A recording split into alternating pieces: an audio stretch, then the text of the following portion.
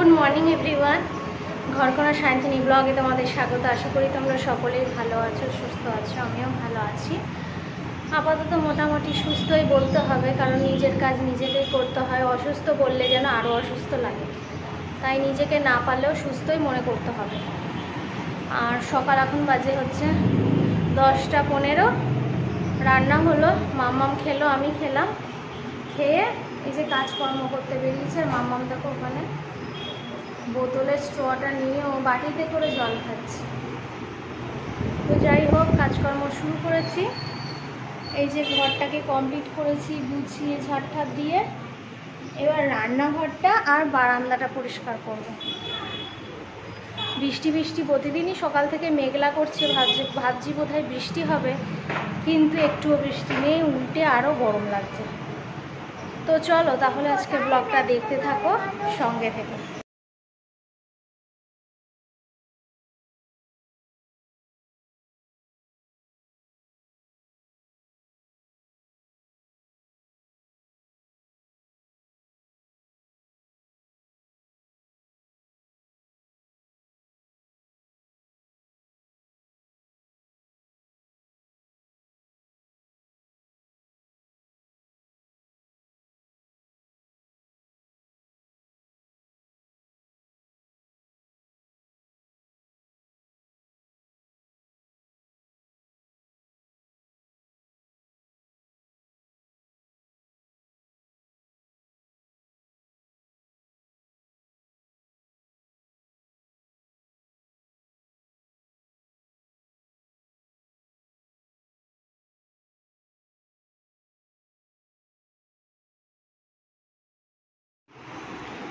ঘর মুছলাম, রান্নাঘর বাসন মেজে মোছা হলো।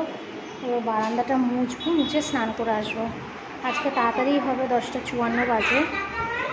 এখন 11:15। আর এই যে সব কিছু কাঁচা হলো, পুজো হলো, স্নান হলো। এবার খাবো ভাত। আর রান্নাটা দেখিয়ে দিয়ে, আজকে রান্না সেরমভাবে কিছু করিনি। তো কালকে যেহেতু তরকারি হয়েছিল, আজকে পাতলা ডাল করেছি, মুসুরির ডাল, ঢেঁড়স ভাজা,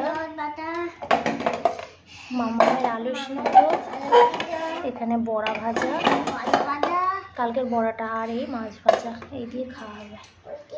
মামাকে দেখা কফি করছে। মামার আমি বেরোচ্ছি, যাবো একটু পার্লারে। ওয়েদারটা দেখো মেঘলা মেঘলা হয়ে আছে, জানি না বৃষ্টি হবে কিনা। ছাতা নিয়ে নিয়েছি তবে। তো চলো যাই, পরে এসে কথা বলছি আবার। ইয়েতে পার্লারে গেছিলাম, আমি দেখো আইব্রো করতে, আইব্রো করে নিয়ে করা হয়ে গেছে। তো এখন বাজে 9টা 2। মাম্মামকে খাইয়ে উঠলাম, মাম্মাম ওখানে একটু বসে আছে, মোটু পাতলু দেখছে।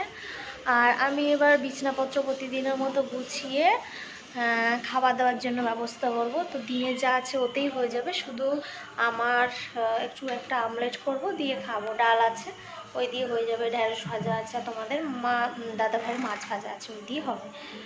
তো আর কিছু আজকের দিনটা এরকম হবে। কালকে আবার তরকারি করব, ঝিঙে ফিঙে আছে, ওই দিয়ে করবো। কালকে আবার শাশুড়ি শ্বশুর সব আসবে বাড়িতে, একটু আস্তে আস্তে প্রায় সন্ধে রাত হতে পারে। তো একবারেই সব রান্না, মাছের তরকারি করতে হবে। তো চলো আজকের মতো ব্লগটা এই পর্যন্তই। যদি কিছু ভালো লেগে থাকে, লাইক কমেন্ট শেয়ার, অবশ্যই সাবস্ক্রাইব করো। তোমাদের ভালোবাসা, আশীর্বাদ আর সাপোর্ট কিন্তু আমার খুব দরকার। তো চলো টাটা, গুড নাইট, ভালো থেকো।